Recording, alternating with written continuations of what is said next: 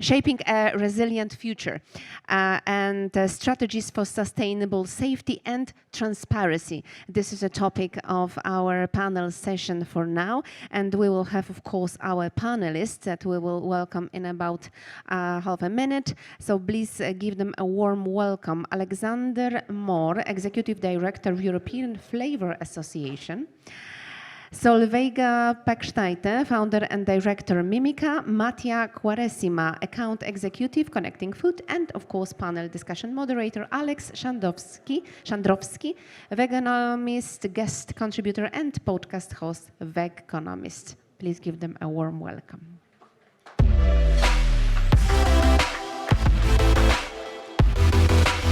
As I mentioned, this is our last panel discussion, and I hope we will have a few minutes in the end for our audience and your questions.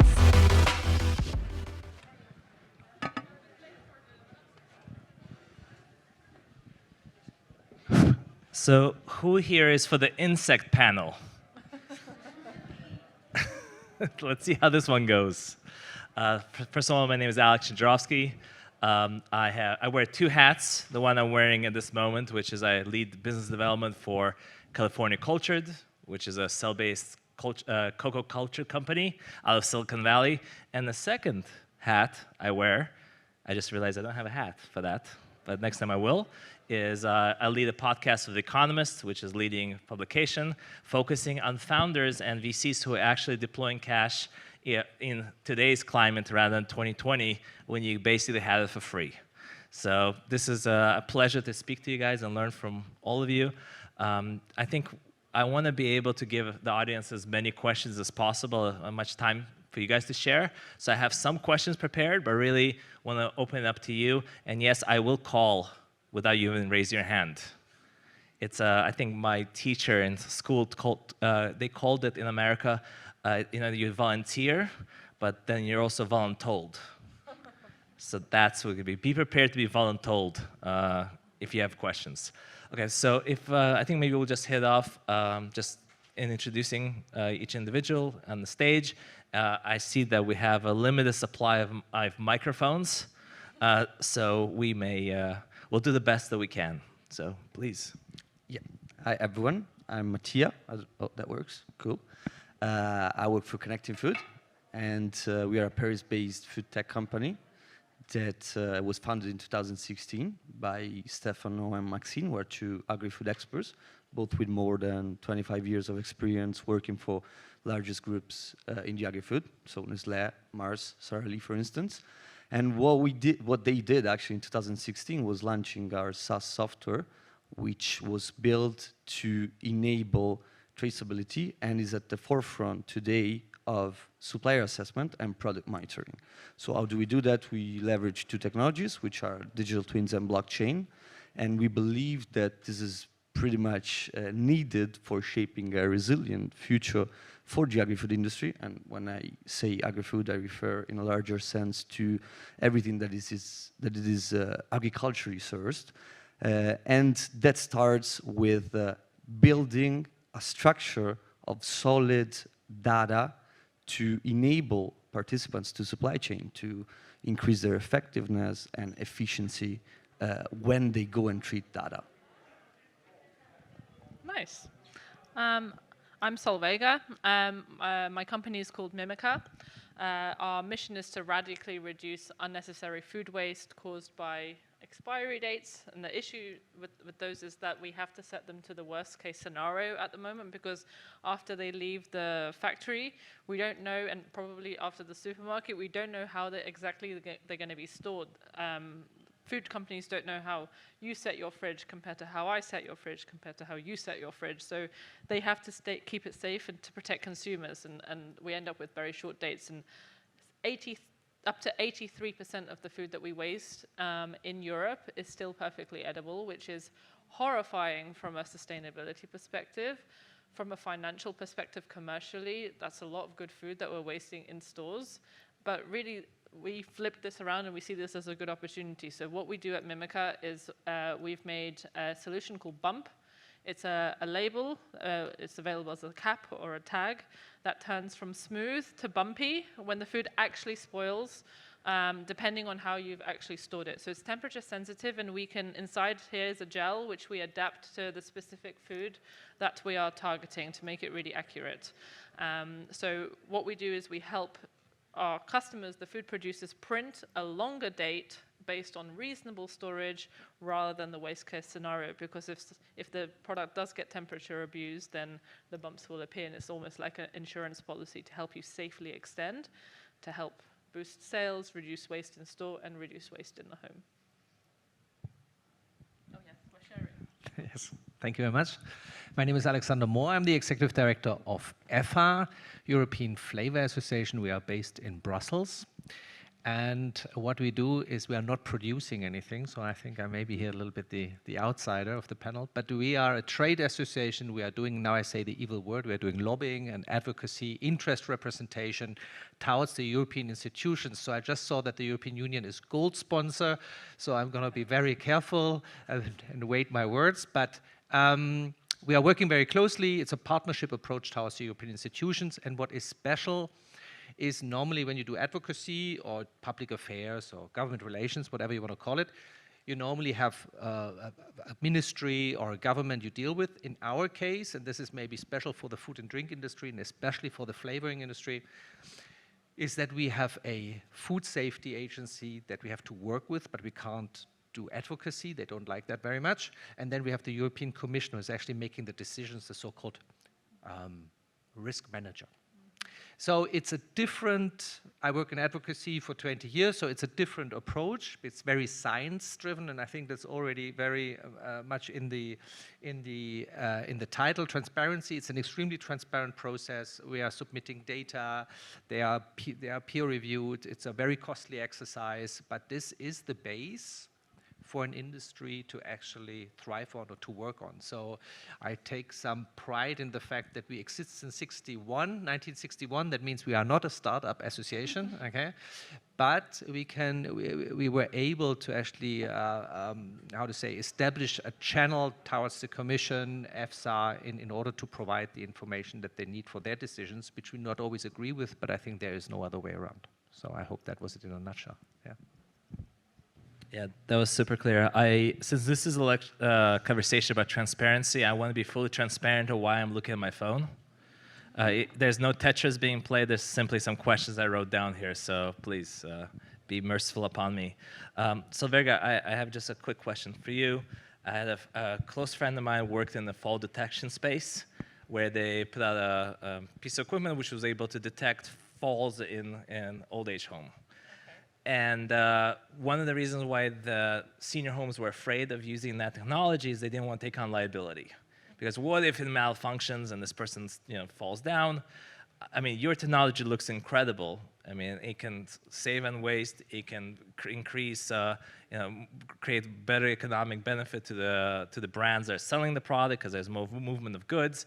I'm just curious, what happens if, God forbid, someone eats something and they get sick? Where does liability play, and how do brands protect themselves? So at the moment, the liability is with the brand owner, and that stays exactly the same when they use our system. The only thing that changes is that the chances of that instance happening significantly decreases, because at the moment, people are either ignoring the date or they have blind faith in the date. It's about actually 50-50 roughly of the consumers that fall into one of these two camps. So at the moment, if you have blind faith and actually something has gone wrong and it hasn't been stored well, then you're going to get sick anyway. And so the liability is with the brand owner. In our case, if you have not stored it well, the bumps will appear. You will know that, and you will know not to eat that. In the case of if you've stored it super well and the date has already passed, our recommendation is that you still don't need to pass the date. We are not looking to remove the date. The date will still be there. We're just helping print a longer date. But we also help catch the instances where it has been temperature abused from a safety perspective. So this works both ways because it's temperature sensitive. So actually, yeah, we help reduce those kind of cases.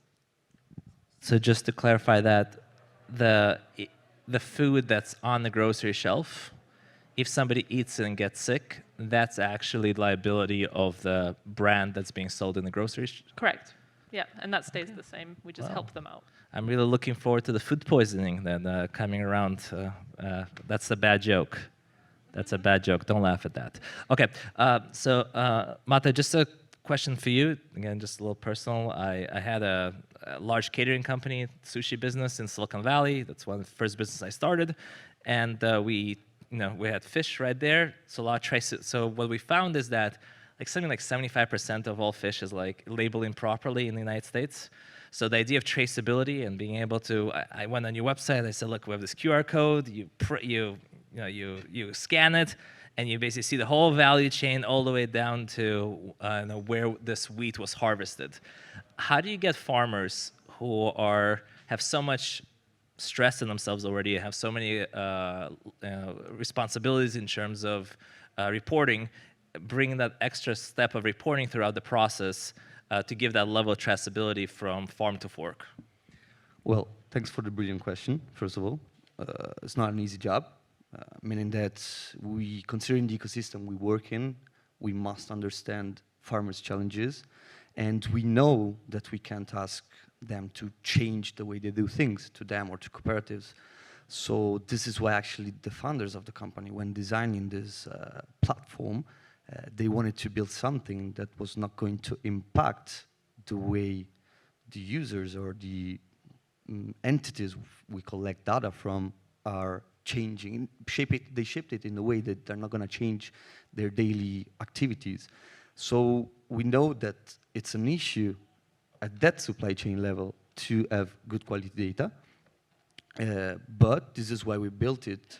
We built the platform in order to ingest any kind of data, because we knew that since the beginning. Now, the good thing is that in 2024, we are mostly interacting with major companies, Class A companies working in the agri-food, operating in the agri-food, and the majority of them are actually starting to partner with technological partners or sponsoring the usage of farm technologies. I was thinking about X-Farm, who was here last year. Basically, between the things they do, they create solid quality data at the farm level. So for us, that's great, because it means that we just need to attach to their system, same as we do with the systems at all the other levels of the supply chain. And that makes our job easier, obviously, because what we do in the end is connecting the dots of supply chains, because it's not a secret. Food supply chains are extremely long, and they present several different informative systems, data sources, and those systems are non-interoperable. So our job is to connect the dots.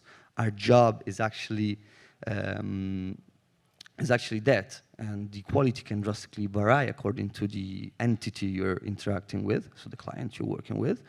And what we do is basically, how do we enable them to get the best out of collecting those data? What we do is collecting, mapping, standardizing, and then sharing those data are centralized. And that's a great advantage for companies, because it's something that is not happening today. If companies are called to perform a food recall, for instance, we were discussing contamination before, it's not easy, even for bigger companies like Nestlé, for instance. So what we do is giving them a tool that gives batch-by-batch traceability, and that enables them in performing, detecting food contaminations when the batches are mixing in the process. So we enable them to detect easily and with a few clicks where the problem is, where the root cause of the contamination is.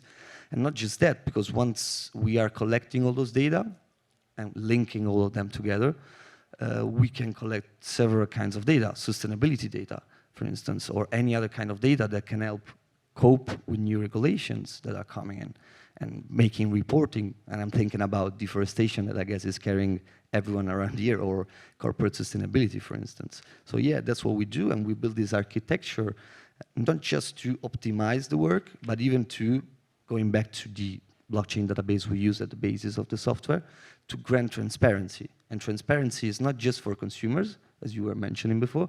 For us, we see that more of the cherry on the cake, so the web app, but mostly for supply chain partners, for instance, or something that is getting more and more important for investors to prove that processes are traceable and that you have a tool to detect potential contaminations, for instance. I don't know if I answered. I think you most definitely answered. California cultured is cell cultured cacao and coffee, and Deforestation Act and traceability of where cacao is coming has been impacted tremendously by this illustration. So it's really important what you're doing. I have a bunch of questions to follow up on that, but With pleasure. But we're going to have to ask Alexander a quick question. Silicon Valley, you move fast and break things. European Union. Move slow and safe. So a question to you is, how do you create this ecosystem? Was that funny? It was funny. Yes. All right. So my job is done. Just a curiosity, how do you manage the drive for innovation and being innovative on a global sphere, and at the same time, safety and regulation, right? Can you, the two things that I'm curious about, just your own opinion on that, and the second thing is you mentioned a very specific scientific way of how you are impacting legislature. Really would love to hear more a little bit about that process. Okay, maybe two difficult questions. So let's try it. I start with the first one. European Union. I think the problem is, I'm representing a trade association. So as I said, I'm a little bit maybe don't have a startup mindset for that sense. But what I find extremely good and at the same time really challenging for us is, on the one hand, this kind of structure gives you a lot of stability in the process for innovation, okay? Everybody basically knows what they're into, what they have to provide to the institutions and to the authorities. So security is also a strong element for innovation, I believe. I don't want to be too philosophical, but I think that's also important. On the other hand, and I think that's a trend over the last years, is that innovation has been gone a little bit down when it comes to the flavoring industry, because the processes are so long and difficult to introduce new materials, okay?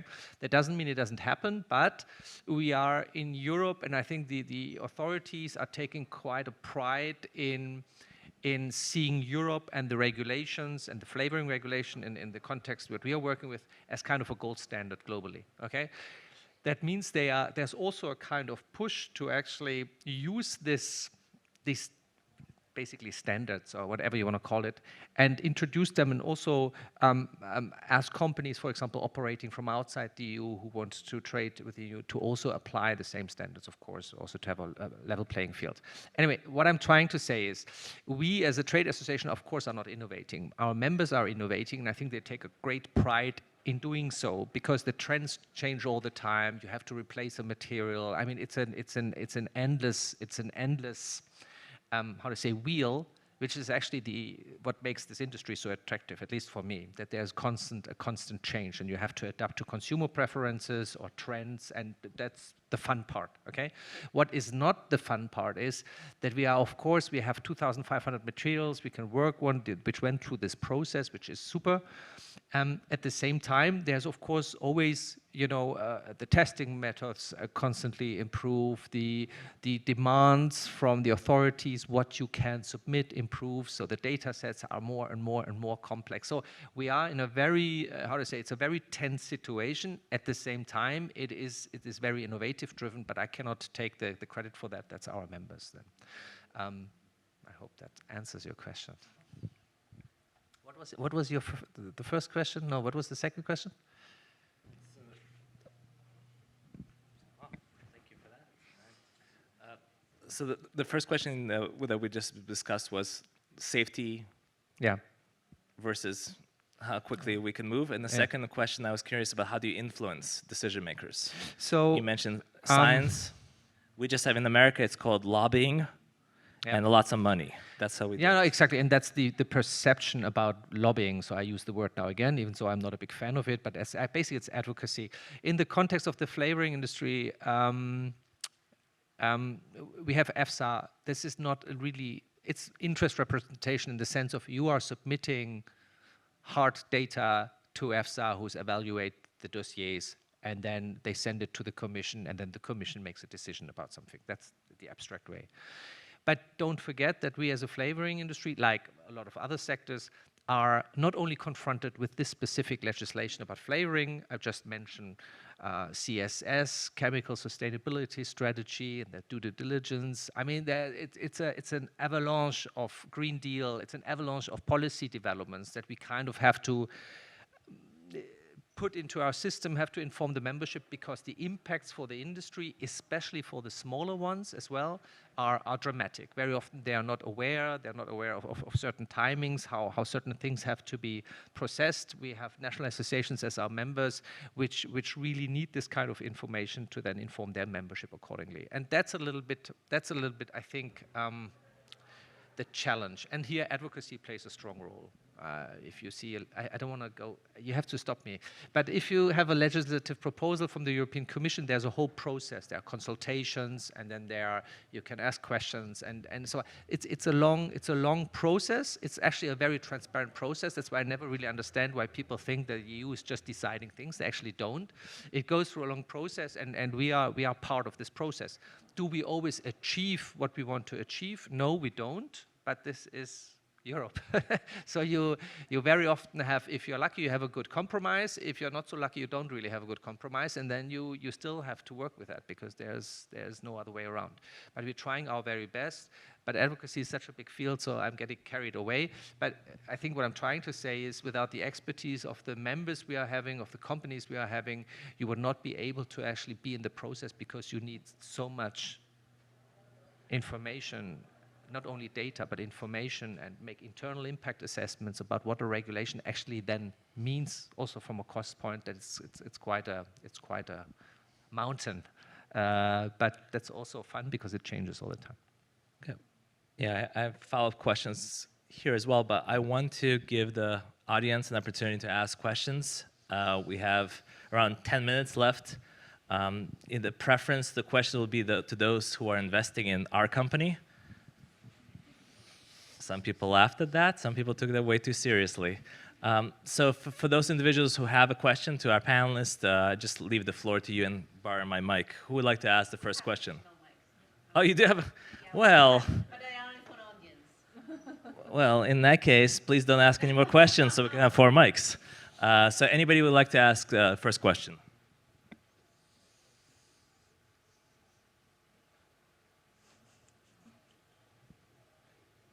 All questions answered? No.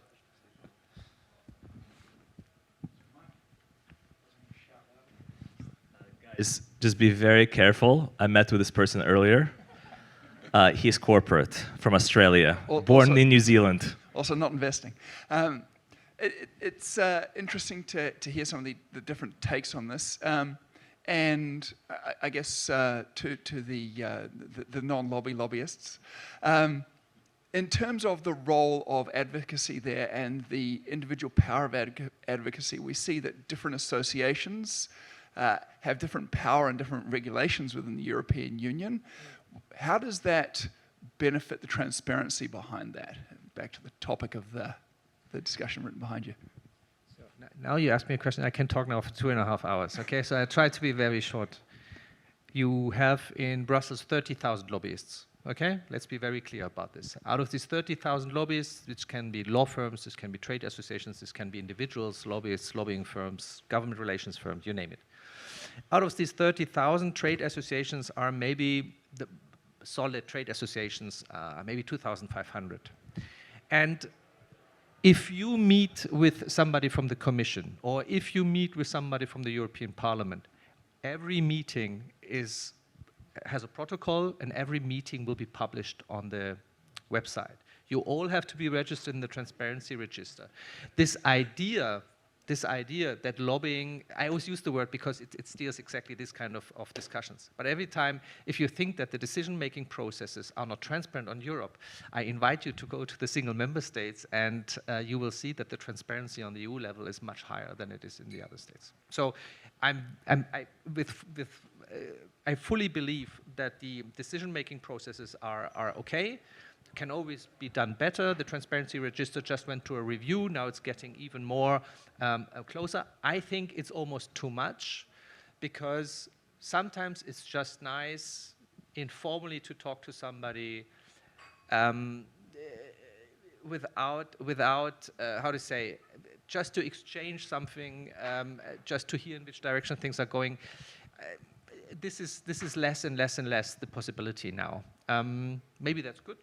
Maybe some will say that's exactly what we wanted. I think we are missing a little bit something, but these are the circumstances. And one last point, transparency. This transparency model will now also be used more and more in the member states. I think Germany introduced a transparency register. I think France has one. And that's a good thing. That's a good thing. And those who do not apply to those laws should not do lobbying. It's very simple for me. I hope I answered your question. Yeah, that's very different from America. Very different. We do most of our legislation in a steakhouse. Any questions from Mattia or Solveiga? Anybody would like to ask a question?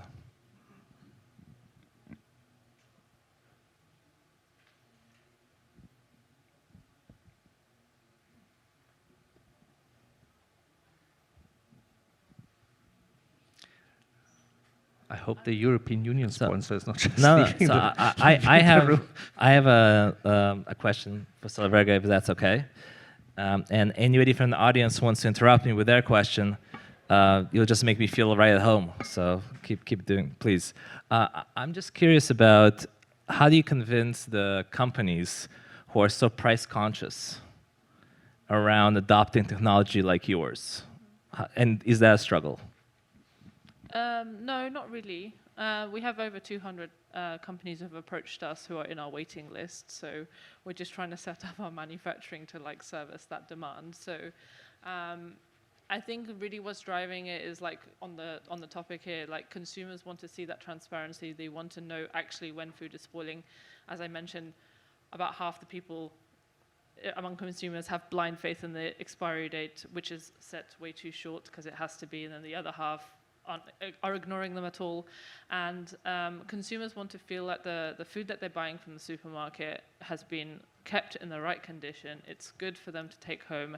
And then also, they don't know who brought it home, who took it out of the fridge, when, like, so they want to feel that the food that they're eating is safe, and they want to have that transparency of actually knowing when their food spoils in a way that I think so many consumers are trying to make more sustainable habits, but nothing is going to come above food safety. And so people are going to be more likely to, particularly with meat and fish, are going to like want to throw it away sooner rather than risking, even though they're like, oh, I hate food waste, but I'm not going to risk my family's health. So what we unlock is that transparency of actually knowing like whether you've managed your food well, whether you've stored it properly, whether it's still safe to eat. And I think that's what's really from the consumer side driving this, and the food companies who are reaching out to us can see that.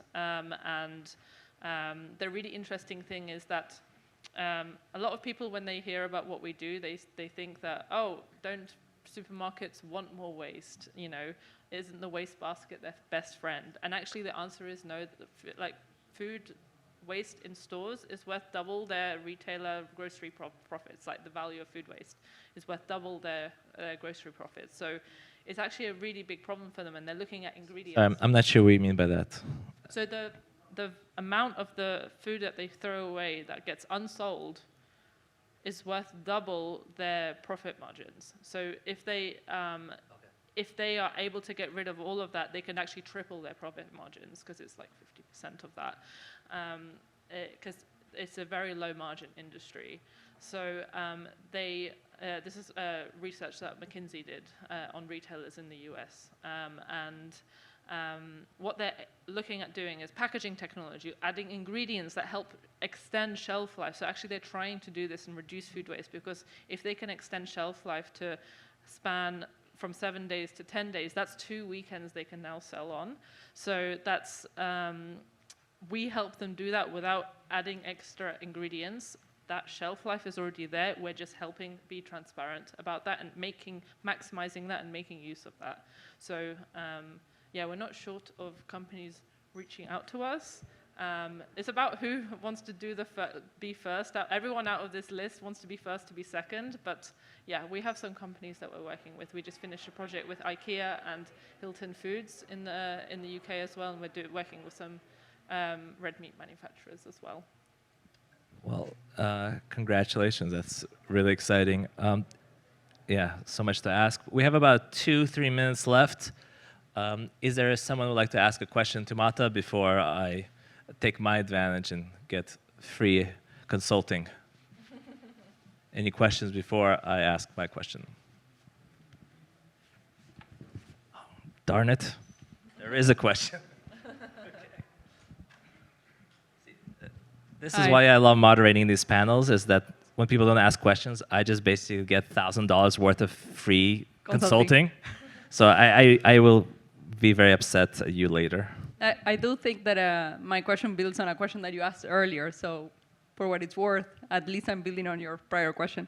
At least you listen. That's already heartwarming. So therapists are going to hear about that next time. I appreciate it. So my question for you is around what he asked earlier about what is the incentive for the farmer for the traceability, especially not when things go well, but when they go wrong, right? When you find contamination, especially when it's contamination that you cannot really sort, that it's endemic to the soil that you work with, say a heavy metal problem, or lack of nutrients, or any sort of, maybe you work with equipment that is very old and you don't have the capital expenditure to make that better, your scope 3 emission, therefore, for the food company, it would be higher than typical, and maybe you get cut out because of that. Yeah, good question. Thanks a lot for asking it. Well, let's say that food companies are already required to collect data. You know, when they purchase batches of raw materials, they already do that. What we do, actually, as we said before, is just giving a structure to those data. The advantage for the supplier, for the farmer, in that sense, it would be to partner with an entity that has a tool to avoid the problem. You know, because our technology is not meant to cut out suppliers. It's more meant to identify potential gaps into the supply chain, meaning that if there is something that is done wrong, we can measure it, and meaning that the company, who basically then markets the good, can intervene and fix the problem. That's more the way we see the thing. Obviously, we know that farmers still need to get into this, let's say, mindset. But on the other hand, they will be, in a few years, forced to provide the information, because it will be needed by law, right? So that's the direction Agenda 2030 is that into. So obviously today we can find some resistances from farmers working with our clients, but it's something that is going to disappear. And they will understand the importance of having something that enables you to avoid certain types of problems and to be transparent when there is a problem. Thanks to you. Well, thank you for attending this talk. I think, just a quick question, what is the best way for each individual to reach out to you if they have follow-up questions they didn't ask yet? Maybe if you can just share the best way to contact you. They shouldn't. No, we have our booth here, so I'll be more than happy to engage in any kind of conversation related to traceability or supply chain control. Yeah, come feel our bumps for yourself. We have a booth as well. It's like this color, so easy to find us. No booth, website, EFA, there are all the contact details for myself. Thank you so much. Thank you.